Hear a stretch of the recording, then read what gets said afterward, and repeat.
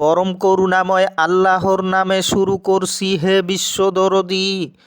আজ আপনাদের সামনে আলোচনা করব ইলমে মারিফাত নিয়ে, যে ইলম শিক্ষা করা প্রত্যেক ব্যক্তির জন্য অপরিহার্য। আমি পবিত্র কোরআন থেকেই তার প্রমাণ তুলে ধরব।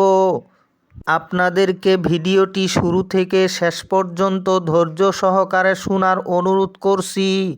দয়াময় আল্লাহ সূরা মাইদার ৪৮ নম্বর আয়াতে বলেন, লিকুল্লিং জাআলনা মিনকুম শিরআতাও ওয়া মিনহাজা। অর্থ, আমি তোমাদের প্রত্যেক ব্যক্তির জন্য দুটি পথ দিয়েছি, একটি হচ্ছে ইলমে শরীয়ত আর একটি হচ্ছে ইলমে তরিকত। তাছাড়া বুখারী শরীফের ৯৫ নম্বর হাদিসটি পড়লেও পূর্ণাঙ্গভাবে ইলমে মারিফতের ইঙ্গিত পাওয়া যায়। দেখুন দরদী, শরীয়তের জ্ঞান হচ্ছে সীমাবদ্ধ, কিন্তু হকিকতের জ্ঞান হচ্ছে অসীম। শরীয়তের জ্ঞান সাধারণ জ্ঞান, যেই জ্ঞানের কথা একটা বাচ্চা ছেলেও জানে, কিন্তু মারিফতের জ্ঞান বিশেষ লোক ছাড়া কেউ বুঝে না। যে কারণে দয়াময় আল্লাহ সূরা তওবার ১১৯ নম্বর আয়াতে নির্দেশ দিলেন, হে বিশ্বাসীগণ, তোমরা সত্যবাদীদের সঙ্গী হয়ে যাও। তাছাড়া সূরা নাহলের ৪৩ এবং সূরা ফুরকানের ৫৯ নম্বর আয়াতে দয়াময় আল্লাহ বলেন, তিনি পরম দয়াময়, তার সম্পর্কে যিনি অবগত তাকে জিজ্ঞাসা করে জেনে নাও।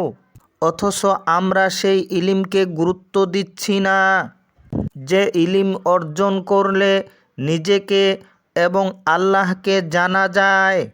দেখুন দরদী, মারিফত মানেই হচ্ছে সূক্ষ্ম জ্ঞান লাভ করা। মারিফত দিয়ে মানুষ জীবন ও জগতের যে কোনো বিষয়ের সম্যক জ্ঞান জানতে পারে। কেননা চর্মচোখ আর অন্তর্চোখ দিয়ে দেখা এক বিষয় নয়। চর্মচোখ কখনো সত্য দেখতে পায় না, সত্য দেখতে হলে অন্তর্চোখের প্রয়োজন। তাই স্থূল দর্শন প্রকৃত দর্শন নয়, সূক্ষ্ম দর্শনই হচ্ছে প্রকৃত দর্শন, যা জ্ঞানীগণ সূক্ষ্মতা অবলম্বন করে জীবন ও জগৎকে দেখতে পায়। ইহাই মারিফাত বলে। আল্লাহ পাক বলেন সূরা আনকাবুতের ৪৩ নম্বর আয়াতে, আমি সব রকমের দৃষ্টান্তই এ কোরআনে মানুষের জন্য বর্ণনা করেছি, কিন্তু জ্ঞানীরা ছাড়া তা কেউ বুঝে না।